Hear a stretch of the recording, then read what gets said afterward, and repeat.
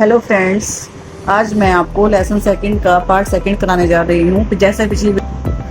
Hello friends, जैसा कि आप जानते हैं पिछली वीडियो में मैंने आपको लेसन सेकंड का फर्स्ट पार्ट कराया था और अब मैं आपको लेसन सेकंड का सेकंड पार्ट कराने जा रही हूँ। और आपने मेरी पिछली वीडियो देखी जिसमें मैंने आपको फलों के नाम कराए थे। अगर नहीं देखी है तो उस वीडियो को जाकर देखना।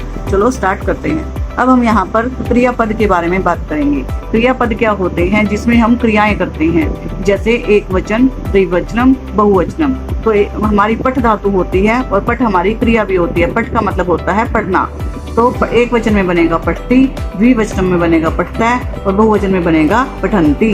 ऐसे ही पिब धातु, पिब का मतलब होता है पीना, और इसमें हमारा एक वचन में पिबती, द्विवचन में पिबतै और बहुवचन में पिबंती। और सेम ऐसे ही हमारा खाद धातु, खाद क्रिया होता है खाना, खादती, खातै, खादंती।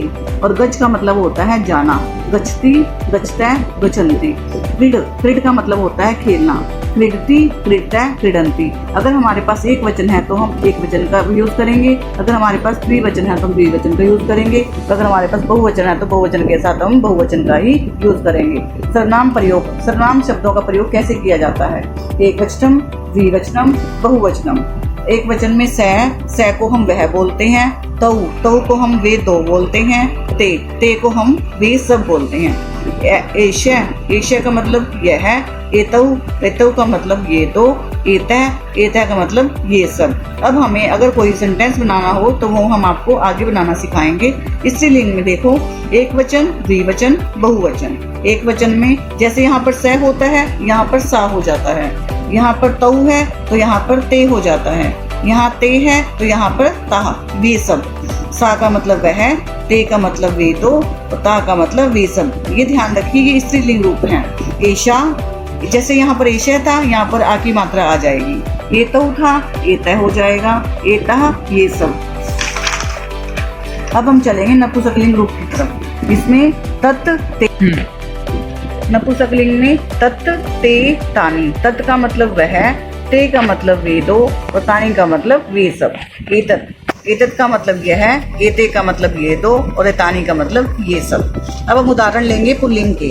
तो पुल्लिंग में एक वचन का उदाहरण कैसे बनेगा? सह के साथ हम लगाएंगे बालकै। सह भी एक वचन है और बालकै भी एक वचन है। तो सह बालकै, सह का मतलब वह है, बालकै का मतलब बालक है। द्विवचनम में सह के बाद हमारा तऊ आता है, तऊ के साथ बालकै, बालको। अब हमारे पास तऊ के साथ क्या लगेगा? बालको। वे दो बालक हैं। तऊ का मत द्विवचन, बालको भी द्विवचन। अब हम आएंगे बहुवचन पे। तो बहुवचन में सै, तऊ, ते। तो हमारा ते बहुवचन है, बालकै, बालको, बालका।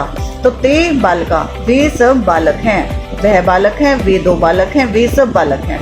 यहाँ पर हमने पुल्लिंग के तीनों रूप बना दिए हैं। अब हम ऐसे ही एशय, एतऊ, एतः के बना सकते हैं। एशय के साथ बालकै, बालको, बालका।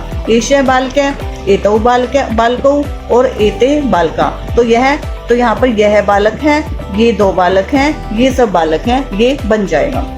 इसी तरह स्त्रीलिंग में सा, ते, ता। सा के साथ अजा, ते के साथ अजय, ता के साथ अजहा। सा अजा मतलब वह बकरी है, ते अजय वे दो बकरियां हैं, ता अजहा, अजहा में विसर्गे आएंगी तो इसका मतलब बहुत सारी, तो वे सब बकरियां हैं। इसी तरह हम एशा, एते, एता के भी उदाहरण बना सकते हैं। एशा के साथ अजहा, एते के साथ अजय और एता के साथ अजहा। इसी तरह यह बकरियां हैं, ये दो बकरियां हैं, ये सब बकरियां हैं। ये इसके उदाहरण बनेंगे। अब हम चलते हैं नपुंसकलिंग की तरफ। नपुंसकलिंग वो होते हैं जो ना तो स्त्रीलिंग होते हैं और ना ही पुल्लिंग होते हैं। तत्, ते, तानि। तत्, ते, तानि। तत् मैंने आपको जैसे बताया था, तत् के साथ फलम, तत् फलम, वह फल है। ये हमारा एक वचन में बनेगा। द्विवचन में ते फले, वे दो फल हैं।